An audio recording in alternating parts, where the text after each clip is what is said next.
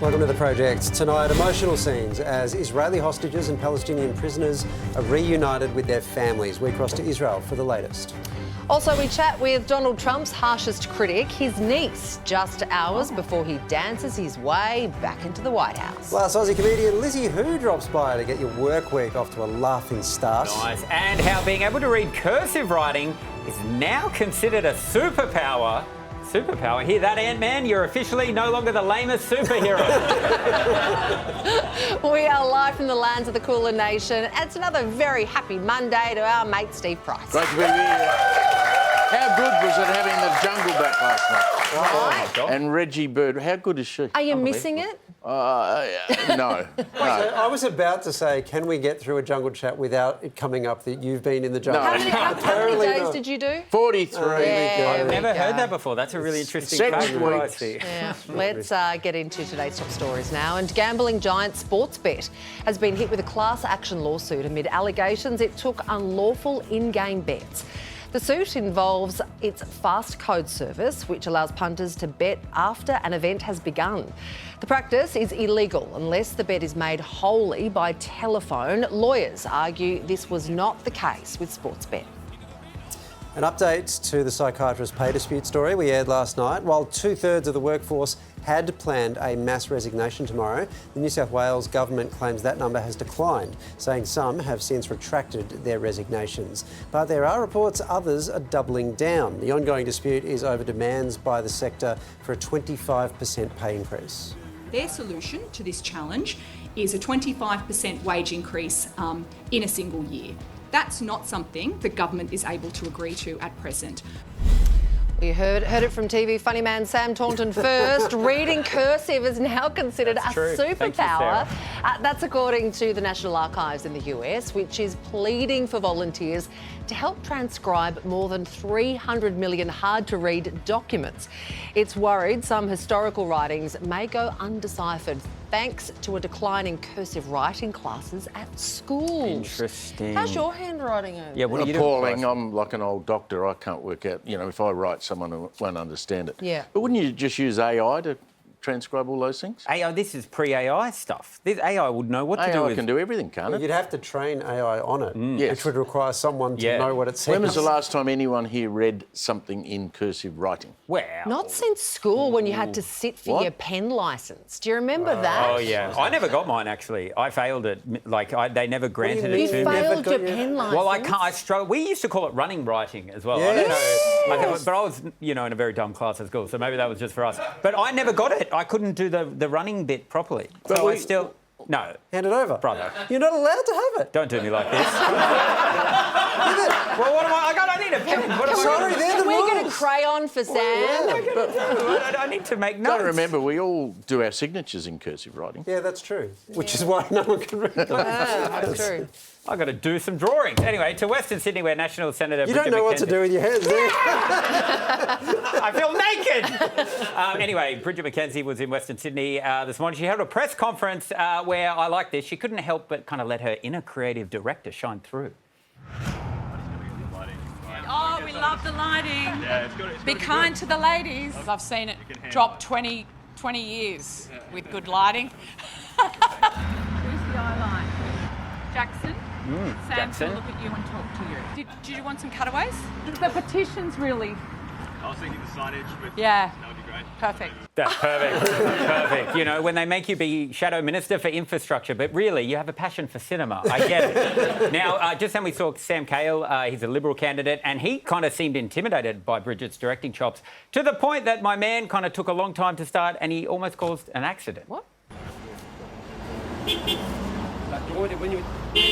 When I'm ready, Oh! Not enough time directing the traffic, Bridget. What are you doing? She's right about the lighting, though. Amen. Good lighting, Amen. 20 years, yeah. Absolutely. Well, we've heard about boomers spending their kids' inheritance to live the high life in retirement. Now, a new report has revealed that many Aussie retirees aren't spending enough. Now, there's a bold new proposal to help them make it rain. Too much of this and not enough of this.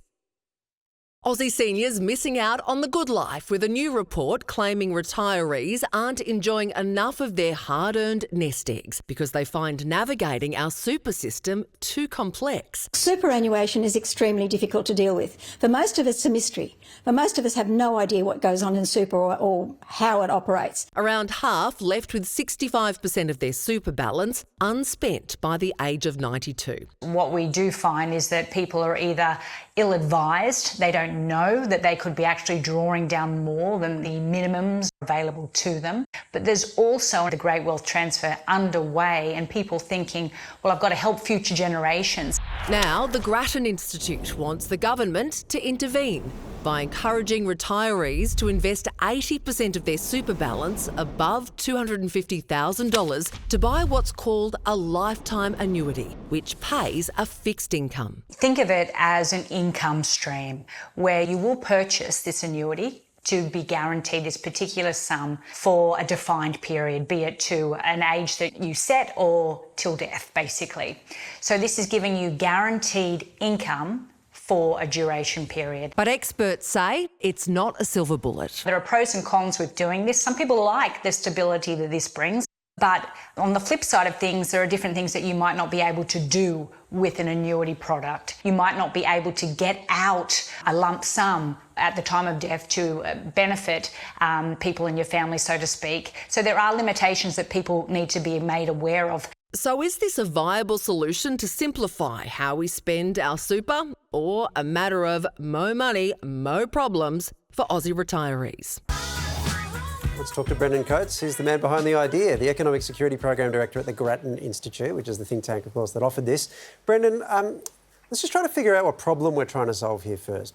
Why is it a problem that there's all this unspent super? Well, the issue is not so much just that there's unspent super, Waleed, it's also that people are stressed. So if the purpose of retirement is to give people a more comfortable and stress-free life, we're failing that when it comes to retirees. 4 in 5 find the system really complicated to navigate. 3 in 5 say they're going to be financially stressed in retirement.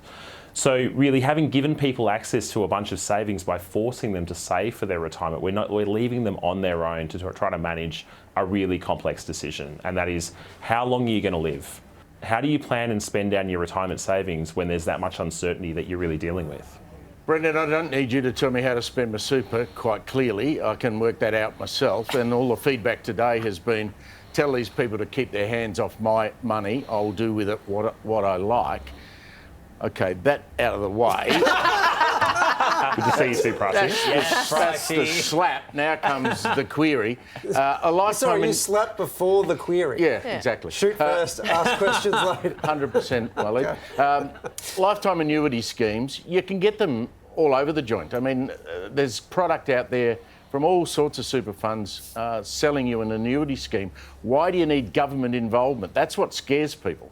If we're going to guide people into something different and we think an annuity is the right approach, then who's best placed to offer that? So with an annuity, the one key issue is that once you're in, you can't get out because you're pulling people's savings in order to pay the money that goes to those that live longer than average life expectancy.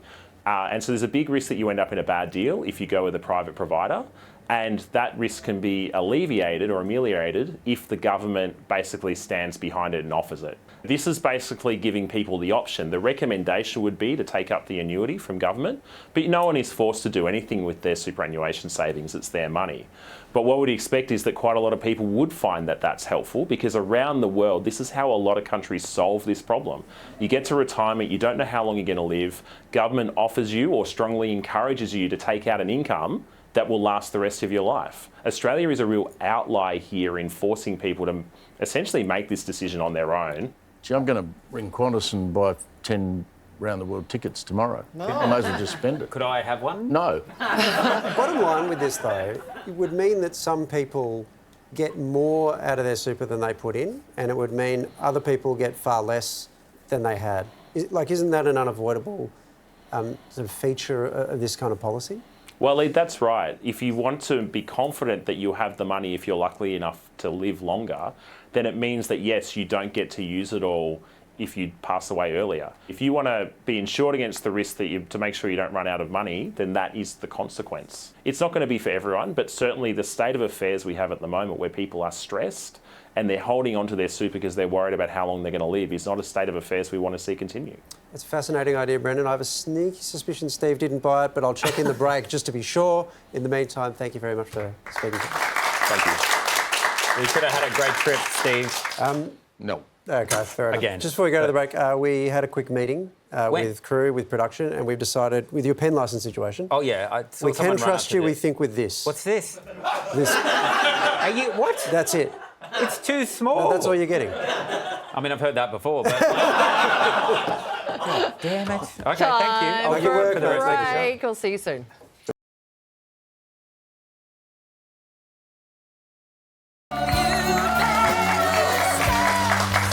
Welcome to the project. Well, in another move towards online banking, the Bank of Queensland has announced plans to close 14 branches across the country by the end of February. The bank says it's part of simplifying operations and transitioning to digital banking. The Finance Sector Union has called it truly despicable and a shameful act of betrayal. Victorians could soon be saving big at the Bowser under a new petrol freeze proposal by the state government. The Fair Fuel plan would require petrol stations to report fuel price changes the day before they come into effect, locking them in for 24 hours. It will mean that we will avoid those frustrating situations where you drive past your local servo in the morning and then you drive past that same servo again in the afternoon, that same day, and find that the price has increased. Oh, nothing worse than that. It's time now to see what else is making news around the world. And as of today, TikTok is back. Gen Zs across the US are breathing a sigh of relief with TikTok back up and running after a 12-hour hiatus. The Americans are back. Guys, they're back. Americans are back. Welcome back, TikTok. Welcome back. The app was reinstated after Donald Trump promised to delay the implementation of a law banning it on national security grounds. Users were greeted by a message thanking him when they returned to the platform. While a minor bingle on the road can be costly at the best of times, it doesn't come close to this multi-million-dollar crash involving one of the rarest cars in history. Video has emerged of F1 star Lando Norris's $4 million Ferrari F40 smashing into a barrier near Monaco. The worst part? Norris was overseas at the time, which means it was likely a friend behind the wheel. And a British woman has revealed she makes her husband pay her a woman tax each month, equaling upwards of $5,000 a year. Her reasoning? Men have it a lot easier than women. This tax is to compensate me for the fact that I have to have a period every single month. I had 2 brutal pregnancies where I vomited most days, and then I had 2 C-sections. Oh, isn't that just called housekeeping money? Oh, no, mate. What? I see why you should pay me a tax. Oh, God. Now I see why I've had to pay all the women tax 3 times. In I would be a lot better off. If I had a pen, I would put a line through it. Let me tell you. Unfortunately, the pencil doesn't quite cut it. Now, guys, there are lots of fun ways to play with snow. We all love snow, but I highly advise against this guy's method. You want to see something really cool and kind of dangerous? Oh, nice. Okay, well, he needs to get hit with the dumbest guy alive tax, I think. Whoa. He delivered. He did deliver. Cool that and is true. dangerous. He's cool and dangerous. Luckily, there was a bit of ice there to deal with the swelling. That's a very good point. Yeah, it works out. Yeah, good. Give yourself a tick with that. Okay, now, we're off to a break. See you soon.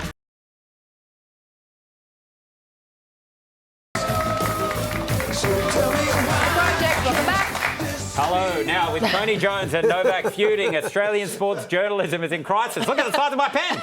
Now, we need a reputation makeover, guys, so hold on tight. Fingers crossed there's going to be no apology because it's time for some sports banter. Let's go. Let's do basketball because in the NBA, OKC are the team to beat, but no one's more locked in than this guy interviewing them. 8 shots, just continue to be so aggressive and so efficient. Tell me about your night tonight. Yeah, you guys played great on this trip, and the fact of the matter is that you guys faced some really Keep good going. teams on this trip. No, now this what do you is think about the beautiful. way that And this he's still group has going. continued to respond night in and night out? I'm sorry, Nick. The children, I'm so sorry. He's and he was rewarded, guys. He just got cast in a reboot of Sister Act. So that's amazing. Now, speaking of immature behaviour, check out this unlikely court intruder. Yeah, it's just... And we have a kid on the floor. I don't know whose child that is. And I tell you what, he is. Do we have parents? Yeah. Oh, and Truth Harris. Truth Oh, yeah, Harris get him does a on. good job to grab the Yeah, missed out on there. Now, somewhere in that stadium, I reckon there's a dad on his phone realising he's in a lot of trouble when he gets on. Let's stay with pitch invaders, because this guy found out the hard way that streaking during a Kiwi charity cricket match involving rugby players is a bad idea. Here we go. Oh, look at him go. What's going on, James? I've had to blur that. Well, I'm not sure. Oh, what a tackle. Just say what a great Good tackle. tackle. Here we go. Oh, look at that. Okay, now look, you don't smack them. Now, I saw this on Totally Wild. The only way to stop them attacking you is finger up the bum, I believe. Hopawade. Yeah, the Hopawade. We all remember that one.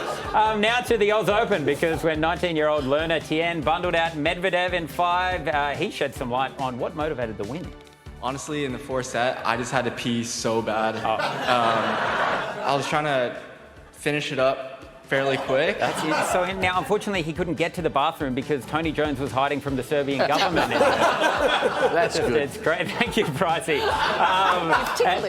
And Canadian Felix O'Shea Aliasim will never face a tougher opponent than this undershirt. Canadian player who is, there he is, Felix. Okay, now, come on, you can get it off, mate. Shirt ready for the doubles. You got this. Now, it's going to get Oh, no. your shirt He's off. like me with a rash shirt at the beach. Yeah. Come on. Get it off. You got it. You got it. Now, I don't have a joke there. Sarah just paid me $50 to play that. Can we see it again? Yeah. It's going to cost you another 50. Guys, let's go to the NFL. Detroit's been knocked out of the playoffs, but not before. This is impressive, showing some memorable touchdown celebrations. He caught it! Touchdown, There we go, touchdown time. What do they got? Oh, they're playing dead. Oh, they're digging the grave. This is mine-level stuff. That's beautiful. Hilarious. And it's also much better than when they tried to act out a cremation with a lighter and a can of Lynx Africa. And now this is Jamison Williams' celebration, and this is my favourite because I think the excitement of the whole moment kind of just gets to him. So, here we go, touchdown. Now, what's he got? Oh, no, mate, no. Oh, no. Don't show it again. No. Oh, heavens. Now, it is, I'm sorry, that is unacceptable, but don't worry, he was disciplined. The disciplinary state. Guys, we did it. We got through it all. Stop waving that little pencil around It's all at I've me. got. Oh, God, it's too small. Can I have a big one? I'll have a think about it. That wasn't bad tonight. Thank you, Price. I like it when Steve watches the show instead of he's on it. No, yeah, it's Sure, he's sure. fun. Yeah.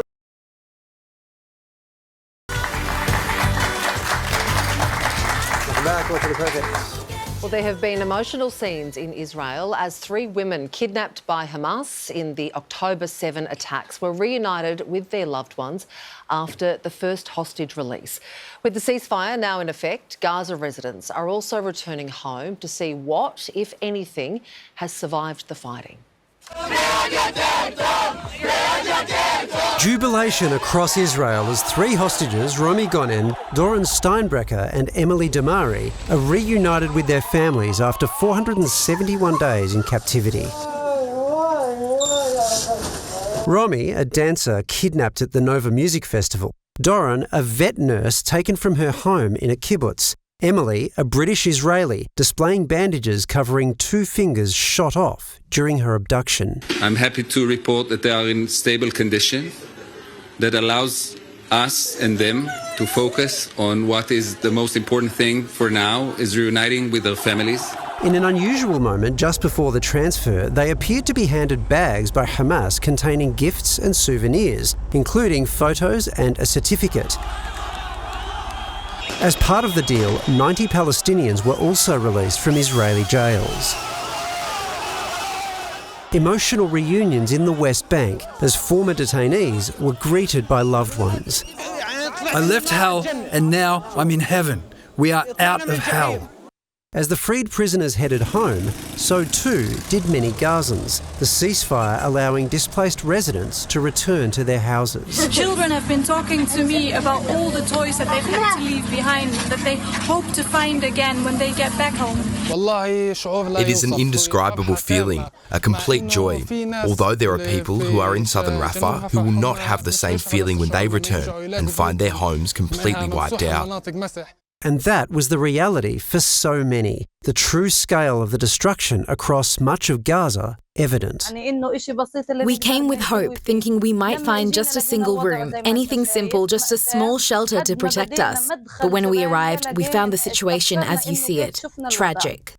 Hundreds of aid trucks finally cleared to enter Gaza, carrying desperately needed food and fuel. We have now goods coming.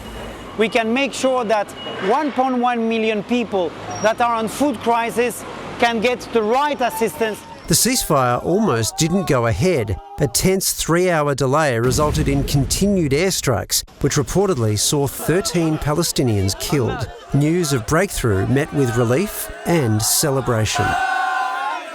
Families on both sides of the border now desperately praying the long-awaited truce holds. 10 News First's John Paul Gonzo is in Stadut and in Israel and joins us now. John Paul, the families of the freed hostages are celebrating tonight. What's the mood across Israel?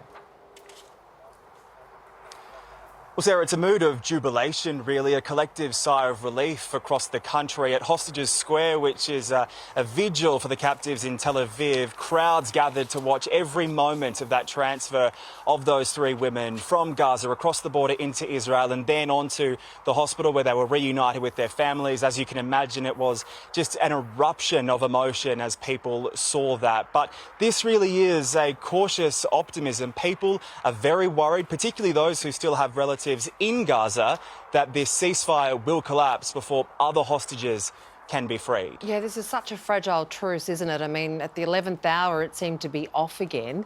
How precarious is it? Well, it's extremely precarious, and it takes just one soldier to break this agreement. As you mentioned, we've seen how difficult, complex, fraught it was in actually starting this ceasefire, that delay because of the issue in publishing the names of who would be released. Well, Israel immediately reacted to that and started airstrikes again in Gaza before that delayed ceasefire actually took hold. And we know the IDF is still operating inside Gaza. It has just withdrawn from densely populated areas, but Israeli troops are still in that border buffer zone and still very much active in the Palestinian territory.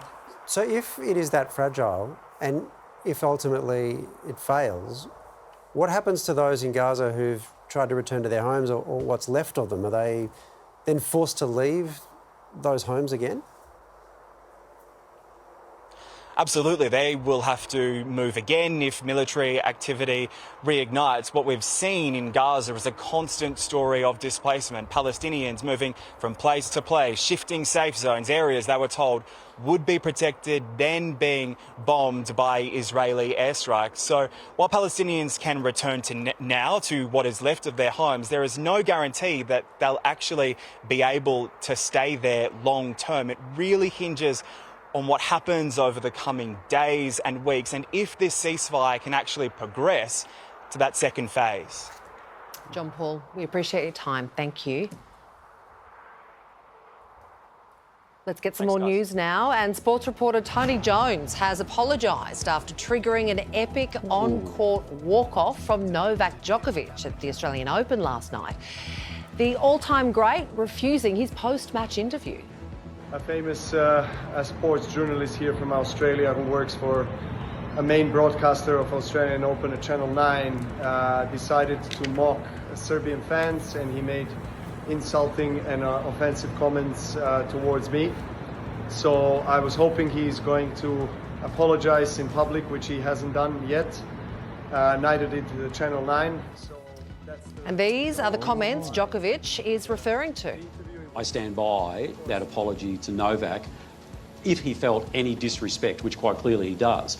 Now, I should also say I do feel as though I've let down the Serbian fans. All right, so that was actually the apology that Tony Jones Yes. delivered this morning. In fact, he said it was the second of 2 apologies that he'd made. But this was the what actually Novak Djokovic was responding to last night. Have a look. The Novak Djokovic fans there in full voice. Yeah, the chants are quite extraordinary. Novak, he's overrated. Novak's a has-been. Novak, kick him out.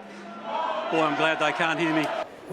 I mean, everybody's split on this. You're either in Novak's camp or Tony Where are Jones' you? camp. you were there last night during the Yeah, and it was walk-off. weird. It was bizarre, and Jim Courier had to chase him, and he grabbed the microphone off him. What were people saying?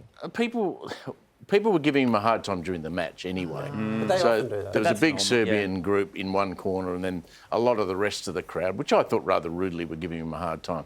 I mean, this guy doesn't have a great record in Melbourne, does he? He came here, wasn't vaccinated, got locked up, claims he was poisoned, then he went back to Serbia. Now he's back here, and all this is blown But that's, up. I think, partly why when he says, like, kick him out or whatever, Yeah. I think that's that why was that the trigger. yeah. I think it was like it was a stupid joke, and I think that was the bit that probably was so triggering for him. That he was kicked out of the country, he was deported, he was locked up. The theory going around this afternoon is that he's now got to play against Alvarez, and he's just using this all as a diversion to put everyone off the game, and he's going to come out and Can I go just back. say, I disagree that you have to be on one side or the other. I am on the side of both. I think no one wins. Well, It's like you're when sitting on Carlton the played bench. Collingwood. There's no winners. It's just a bad result. Yeah, exactly. No, I think this is fantastic. I think... For whom? Everyone. So What Tony do you Jones... mean? We've got I don't these think Tony big Jones would think players. it's fantastic He's not for him. happy at the moment. Let me explain. Tony Jones, like, ribbing the fans, whatever, yeah, OK, I understand it was kind of misunderstood. That's what should happen. And then Novak should come out and do this. And then, it's pyrotechnics. It's fantastic. The Serbian ambassador got involved. Even better! How good is this? Okay. He's saying that he should be sacked, poor Tony. Tennis is a wonderful sport. I love the tennis. What do you reckon's going to happen when he plays Alvarez tomorrow? And how great will it be? Well, he'll be heckled for the whole match. One of the problems that tennis has from time to time is that there are nowhere near enough characters in it. It's boring. This is character. It's as much Get on character as you board. get. Okay. I reckon they settle it like me and the fellas do down at the pickleball courts. TJ, shirt off, 5 serves from Novak, just into the back. Yes. Now we're talking. Now we're talking. Just think about it a bit. Anything All right. to get his shirt off. We're off to a break. We'll see you soon. Welcome back to the project. In a few hours from now, the whole world is set to shift. Festivities ahead of Donald Trump's inauguration in full force. For some, his return a dream. For others, a nightmare. That's what we're going to do, take back our country, bringing it all back once and for all. From pageantry to pals to protests. We won't go back! With just hours to go before Donald Trump makes his triumphant return to the White House, Welcome to the Make America Great Again Victory Rally! the party has well and truly started. MAGA is stronger, more powerful, more united, and more determined than ever before. Some in a show of fervent support, Trump is back! Trump leaving! Daddy's home! others venomous dissent. I think I want to throw up. Down with deportation! There's a lot of fear right now. Immigrants are welcome here! One of his fiercest critics, his own blood, niece Mary Trump. Well, we're only a few hours away from Donald Trump's second inauguration now. I think we all know you've been a pretty strident critic of his for 8 years. But how do you think his second term might differ from his first? I think he will feel unbound in a way that he did not in the first term. Also, he, over the last several years, has sort of winnowed out anybody who might challenge his authority or try to force him to paint within the lines. And we've also seen the degree to which people with oligarchical tendencies like Elon Musk have enormous power or will have enormous power in the incoming administration. So he has surrounded himself with enormously wealthy people who don't themselves feel bound by any norms or traditions that in the past have kept presidents in line. One of the traditions of a Trump presidency, though, seems to be he loves someone and then he sacks them pretty quickly after when things fall out. How do you think it's going to go with Elon? Elon Musk and Donald Trump are characterologically similar. Donald needs Elon Musk in a way he doesn't need other people. There's the money, of course, and there's the fact that Elon Musk, in his own way, has enormous amounts of power. We've seen how he meddled in our election, how he's attempting to influence politics in Great Britain and Germany by going all in with the far right. One thing Elon Musk understands is that the last person who has Donald's ear is the person with the most influence. There's a reason Elon Musk has relocated to Mar-a-Lago in the wake of the election, and we now know that he will have offices in the White House. And last I checked, nobody voted for him. I do not want the administration to fail the American people, but my fear is that they're going to. Just listening to you, it sounds like you don't have a huge amount of faith in the American institutions that are meant to hold him in check. The American people voted for him. This time, there's no debate. He got a majority in the popular vote and a pretty significant win in the Electoral College as well. Do you have faith in the American people? The problem over the last few years, and I don't believe it's just happening in this country, but Donald Trump has presented a unique figure here, is the way in which information is siloed, social media is not regulated, and people often don't have access to the facts. Instead, they get the preferred perspective of one side or the other.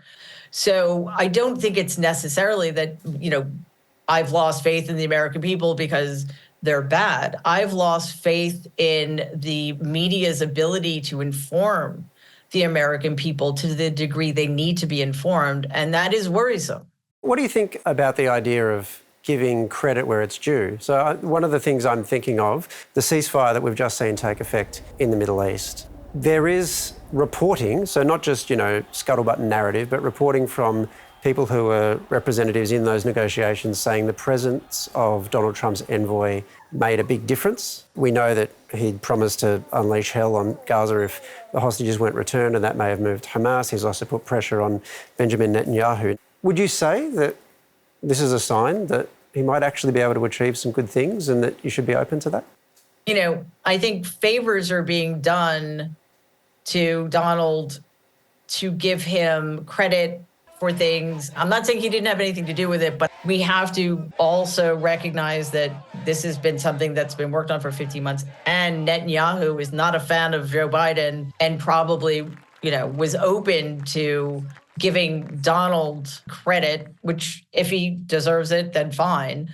But I think Donald is also very good at taking credit for things for which he deserves none. You did a Q&A recently, ironically perhaps, on Elon Musk's platform, where you said a whole bunch of interesting things, but there's a particular quote I want to read to you because I found it really fascinating coming from you. You were talking about his last term and the way opponents of his would react, and you said Donald would post something on Twitter or Truth Social or wherever that was absolutely insane. The response would be, finally, he's losing his mind and it's over because he's crazy. That happened for 8 years. And then you said that he would say something, and this is a quote, legitimately horrible, but then, quote, we would overreact and think it was the end of the world. And then you concluded with, so let's just take a breath. Your criticisms are still very strident. Doesn't sound like you've taken a breath quite yet. What will that look like? Well, I guess I'll let you know if it ever happens. But I think what I meant was, we should all take a breath, obviously, and just don't take the bait, because I think a lot of Donald's tactic is to drive the opposition crazy and just flood the zone. So if we're always paying attention to everything he says, we get exhausted and then we miss when something happens that actually does require our attention. So we just need to pick our battles, basically, and not get too confident when it looks like he's losing his mind on Twitter, because he's, as I said, he's always losing his mind on Twitter. And thus far, it hasn't led to anything that has weakened him. And if anything, he's stronger now than he's ever been, which is both shocking and depressing. Mary Trump, we are out of time, so let's take a breath, see how the next 4 years unfold. Thank you very much for your time. Thank you so much. Wow. Mary, Trump has a book out. The book is called Who Could Ever Love You? A Family Memoir. Wow. It's kind of about the whole family. Donald appears, but actually not as much as I perhaps expected. Anyway, that is out now. Christmas Day would be fun at their house. Yeah, You've got to take a break. More project after this.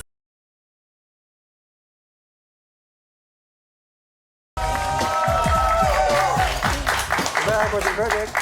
Well, I'm a Celebrity Get Me Out of Here is in full swing with a bumper crop of celebs now 24 hours into their time in the jungle, and it's been anything but drama-free. That's not just any spider, that is a full-grown female tarantula. Not even moving. Oh my God. You can grab it. This is not as spooky as the Olympic Village, let's face it. People hitting the wall. Julia and Robert join us now from the jungle. Guys, you are masochists. Evil, I tell you. Julia, which celeb would you reckon is, at this point, closest to having a full-on breakdown? Gosh, that's a really good question. They all seem like they've taken it in their stride this morning. When we've had a little look at our celebrities down there, they're just about to embark on their detox journey. And I'm always surprised that people don't stop their coffee and their, their sugar and their this, that, the other before they come into the jungle. But this is the start of their, oh, my God, what have I done? And now everything's starting to give me the dirts. Or is that just me? It might just be me, Robert. Oh, no. But the celebrities, none of them are ready to turn yet. Guys, it was also a big night for a friend of the project, my buddy comedian Geraldine Hickey. She was dealing with that tarantula. She hates spiders. How's she holding up? Oh, Geraldine's doing well. Hey, I mean, she's a nature lover. I mean, she loves her birds and crocodiles and everything, but yeah, spiders not so much. No. And she was up against a tarantula, and those big Brazilian tarantulas that'll give you a real solid go. So she did well. She held her nerve. She did, It was not easy. There is a really distinct difference between a phobia. Everybody, or maybe you're not, but everyone's scared of spiders, right? You see a big hairy spider like that, we're not exactly like, popping up and saying hello. Yeah, well, I am. I think they're adorable. Anyway. And you can catch it all straight after us. Julia and Robert, thank you. See you soon. Our next guest, fantastic comedian, questionable daughter. Our family's love language is bullying. My dad calls my mum Cyclone. Not to her face, obviously. I'll just get messages every now and then that say, Category 4 today. Please welcome Lizzy Hoo! Thank you. Hello. Hey, firstly, give me that back. You took that. You were not meant to have this. No, I've nothing. God damn it. Lizzy, Thank you. How are your parents? Are they going to be copying it? Oh, they're good. They're still together. Okay. Yes, they're still together. I've realised that they're just such a great source of income for me. I have to put them in the show. Like, it's not a Lizzy Hoo show without a story about my dad, Chan. Like, people always ask about. He is a star. Yeah. There's a lot of chenatics out there. Chenatics? Let's talk. What about Cyclone Mum? She's great. She gave your dad a hat for Christmas. She did. She got him back. Yeah, he didn't get any Christmas presents. He just got this hat. Are they on talking There he is. terms? He doesn't look Naughty. happy. Yeah. He's not happy there, is he? No, he loved it. He loves it. He loves being the clown in our family. Now, last year you were on the show and you spoke about being single at 40. Oh, yeah. I hope you don't mind me bringing that up, but I have on national TV. We're friends. We spoke about it. Yes. It was the year of you. I believe you coined that term. How's it all going? It was the year of me. Learned a lot of lessons. Yeah. Okay. Like what? Yeah, I did a bingo. My friends and I would do this bingo card every year. It's got little tasks on it, and one of my tasks was no drinking for a month. Right? Oh, I mean, jeez. Yeah, hold the applause. That's great. 1 month, I know, Crazy. huge. Yeah. But I did learn something after that. Sobriety, not for me. It's not. What do you mean? Well, I did. I'm very pleased to hear that. Thank you, Steve. Well, after 1 month of no drinking, I went bungee jumping alone. What? Oh. Yeah, that's a Alone? bit crazy, isn't it? That's crazy. That's a bit, like I'd been standing upright for too long. That's me. I'd be like, how else was I going to make the room spin? I just had to go bungee. See, I would have thought often it's the alcohol that causes people to do that. No, Exactly. I think once I get sober, I'm like, oh, I've got so many ideas. Can you imagine if I took a year off drinking? Oh, God. Yeah, I'd be like, guys, let's get the submarine. We're going to see the Titanic. A glass of shardy is so much safer. Isn't it? I saw I saw on Insta that you went to Bali. I did. We Did love you a do little... the whole eat, pray, love thing? Oh, look, it was more eat, pray, read. Yeah, less Javier Bardem, more Kindle. It was cute. It was cute. But I love a massage, and Bali is like obviously the best place for massage. I think by the end of my 6-night trip, I'd done 800 minutes of massage. I thought you were going to say 800 massage. What's with the massage obsession? I just love it. I love the feeling of it. I mean, I live alone. You know, this sounds so sad. I live alone. I'm just... this sounds real creepy now. I go overseas. I get 800 minutes of massage. You know what they call What it? am I saying on TV? Clip that up for sure. Use that again. Do you know that has a name? It's called skin hunger. Oh. Is that what it's Yeah. called? Really? Are you hungry for skin? Touching. Yeah. Skin hunger. Skin hunger. It's you miss touch. I'm a 41-year-old woman with the needs of a newborn baby. I just want to be Nothing swaddled. wrong with that, babe. Nothing wrong with that. Fed through a bottle. It's getting weird, isn't it? A bit worried where this is all going. Me too. What about some more of the lessons that you learned about yourself during your year of you? Year of me. Seeking connection, because I live alone now. I'm seeking connection in ways that I never thought I would. I go to the quietest coffee shop in my area just to get like maximum one-on-one barista time. Like, I know, you know what, like... I don't know what you mean, but you don't know what I mean? Oh, because you've got someone to talk to in the morning. Okay, we get it. We're happy for you. I'm joking. I love Jules. It's your show, right? Deja Hoo. Deja Hoo. What a great name. Dizzy Who, also would good. not have worked, yeah. Run that one down. Yeah, I will. So is this what the show is about? Just all the ways in which you've been I'm trying to find connection. So it's like, friends, dating. The bingo card comes in a lot because I set like little challenges for myself in there. Okay. So it'll be like, go on 5 new dates, join a book club. It's like real old lady Are you stuff. feeling more connected? I feel connected. I feel like with my dog, I feel connected because when I'm walking the dog, this is... Oh my God, you're all looking at me. Are you like at least reading saucy books? This sounds so boring. Oh my God! I'll lend you my 50 Shades of Grey. Oh my God, no, I do not need that. 800 minutes of massage does not sound boring. Yeah, I'm getting 800 minutes of massage, don't worry about it. Yeah, but I think when I'm walking my dog and I'm like talking to everyone in the neighbourhood, I'm fine. No, that's I'm great. fine, guys, I'm fine. Nothing wrong I'm with that. fine. Tickets for Lizzy's national tour, Deja Who, are available on our website. Would you please thank the skin-hungry Lizzy Hoo?